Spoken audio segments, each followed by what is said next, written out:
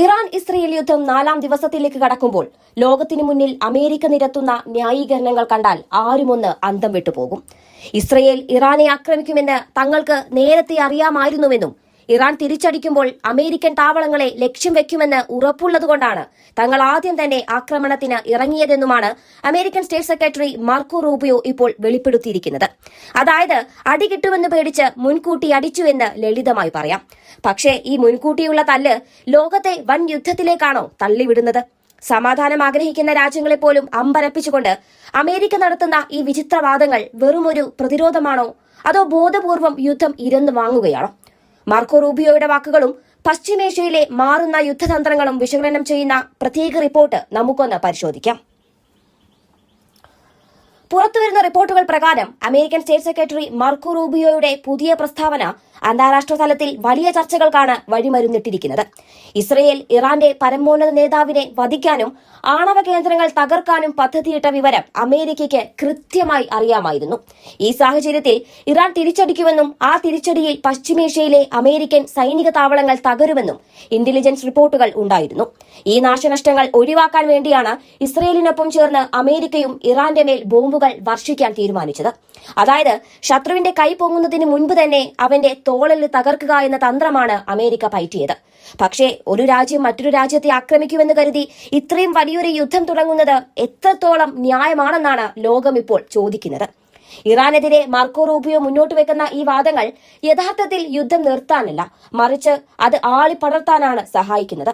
Operation EPIC fury എന്ന് America വിളിക്കുന്ന ഈ ആക്രമണം ഇറാന്റെ സൈനിക ശേഷി പൂർണ്ണമായും ഇല്ലാതാക്കാൻ ലക്ഷ്യമിട്ടുള്ളതാണ്. ഇറാൻ പ്രതികരിക്കുമെന്ന് ഉറപ്പുള്ളതുകൊണ്ട് ഞങ്ങൾ ആദ്യം ആക്രമിച്ചു എന്ന് പറയുന്നത് ഒരുതരം ആധിപത്യ സ്വഭാവമാണെന്നാണ് വിമർശകർ ചൂണ്ടിക്കാട്ടുന്നത്.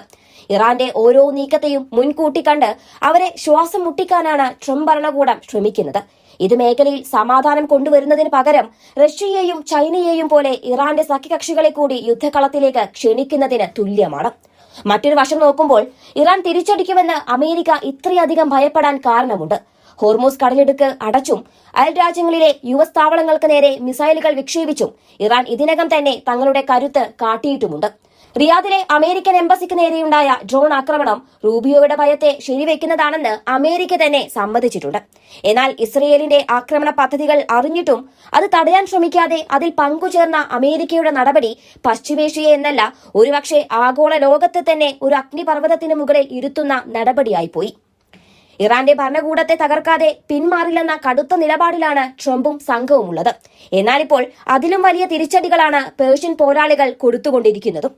അമേരിക്കയുടെയും ഇസ്രയേലിന്റെയും ഈ നീക്കങ്ങൾ ഏറ്റവും കൂടുതൽ ബാധിച്ചിരിക്കുന്നത് സാധാരണക്കാരെയാണ്. ഗൾഫിലെ പ്രധാന വിമാനത്താവളങ്ങൾ അടഞ്ഞുകിടക്കുന്നതും വിമാന സർവീസുകൾ റദ്ദാക്കിയതും ലക്ഷക്കണക്കിന് പ്രവാസികളെയാണ് പ്രതിസന്ധിയിലാക്കിയിരിക്കുന്നത്. അമേരിക്കൻ താവളങ്ങൾക്ക് നേരെ ആക്രമണം ഉണ്ടാകുമെന്ന് ഭയന്ന് ഗൾഫ് രാജ്യങ്ങളിലെ സുരക്ഷാ സംവിധാനങ്ങൾ അതീവ ജാഗ്രതയിലാണ്. അമേരിക്ക മുൻകൂട്ടി നടത്തിയ ഈ ആക്രമണം പ്രവാസികളുടെ ജീവിതം കൂടി പന്താടിക്കൊണ്ടുള്ള ഒന്നായി മാറി എന്നതാണ് ശരിയായ വസ്തുത. ഹോർമൂസ് കടലിടുക്കിലെ തടസ്സം ലോകത്തിന്റെ ഇന്ധന ലഭ്യതയെ ബാധിച്ചതോടെ ആഗോള സമ്പദ് വ്യവസ്ഥയും തകർച്ചയുടെ വക്കിലാണ്. മാർക്കോ റൂബിയോയുടെ വാക്കുകൾ കേൾക്കുമ്പോൾ തോന്നുന്നത് ലോകം ഒരു വന്യമായ നിയമവാഴ്ചയിലേക്ക് നീങ്ങുന്നു എന്നാണ്. ഞങ്ങൾ അറിഞ്ഞു, അതുകൊണ്ട് ഞങ്ങൾ അടിച്ചു എന്ന സിദ്ധാന്തം അന്താരാഷ്ട്ര നിയമങ്ങളെപ്പോലും കാറ്റിൽ പറത്തുന്നതാണ്. ഇസ്രയേലിന്റെ സുരക്ഷയും തങ്ങളുടെ താവളങ്ങളുടെ സംരക്ഷണവും മുൻനിർത്തി അമേരിക്ക നടത്തുന്ന ഈ കളി പശ്ചിമേഷ്യയെ ചുട്ടുചാമ്പലാക്കുമെന്നത് ഉറപ്പാണ്. 4 ആഴ്ച കൊണ്ട് ഈ യുദ്ധം അവസാനിക്കുമെന്ന് ട്രംപ് പറയുമ്പോഴും ഇറാനും അവരുടെ സഖ്യകക്ഷികളും നൽകുന്ന മറുപടി യുദ്ധം ഇനിയും നീളുമെന്ന് തന്നെയാണ്. സമാധാനത്തിനു വേണ്ടി ആരെങ്കിലും രംഗത്ത് വരുമെന്ന് പ്രതീക്ഷിക്കുന്ന ലോകത്തിനു മുന്നിൽ സമാധാന ദൂതനായി സ്വയം അവരോധിച്ച് നൊബേൽ സമ്മാനമടക്കം വേണമെന്ന് വാശി പിടിച്ച സാക്ഷാൽ ഡൊണാൾഡ് ട്രംപ് തന്നെ തോക്കുകൾ കൊണ്ടും മിസൈലുകൾ കൊണ്ടും മറുപടി നൽകാൻ കാത്തു നിൽക്കുകയാണ്.